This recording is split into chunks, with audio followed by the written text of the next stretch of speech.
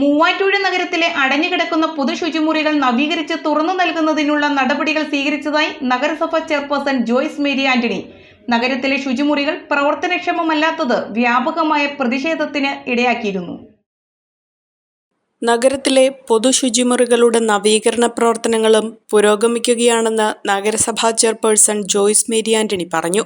ഏറ്റവും വലിയൊരു പ്രശ്നമായിരുന്നു നഗരത്തിലെ വിവിധങ്ങളായിട്ടുള്ള ടോയ്ലറ്റുകൾ പ്രവർത്തിക്കുന്നില്ല എന്നുള്ളത്. സോഷ്യൽ മീഡിയയിലൂടെയൊക്കെ 1-2 റിക്വസ്റ്റുകൾ ഞാനും പേഴ്സണലി കണ്ടിരുന്നു. അപ്പോൾ അന്ന് പറഞ്ഞിരുന്നു 2 ആഴ്ചയ്ക്കുള്ളിൽ അതെല്ലാം തുടർന്ന് പ്രവർത്തിക്കുമെന്ന് അറിയിച്ചിരുന്നു.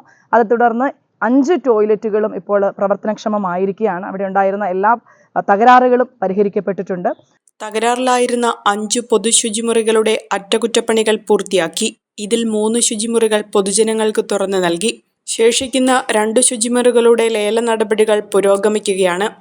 ഷീ ടോയ്ലറ്റ് നിർമ്മാണം പൂർത്തിയായിട്ടും തുറന്നു നൽകാത്തതിനെതിരെ സമൂഹമാധ്യമങ്ങളിൽ വിമർശനങ്ങൾ ഉയർന്നിരുന്നു. ഇതിനെ തുടർന്ന് ഒരാഴ്ചയ്ക്കുള്ളിൽ ഷീ ടോയ്ലറ്റ് തുറന്നു നൽകുമെന്ന് നഗരസഭാ ചെയർപേഴ്സൺ ജോയ്സ് മേരി ആന്റണി സമൂഹമാധ്യമങ്ങളിലൂടെ ഉറപ്പ് നൽകിയിരുന്നു. ആ ഉറപ്പ് പാലിച്ചുകൊണ്ടാണ് പൊതുജനങ്ങൾക്ക് ഷീ ടോയ്ലറ്റ് തുറന്നു നൽകിയിരിക്കുന്നത്.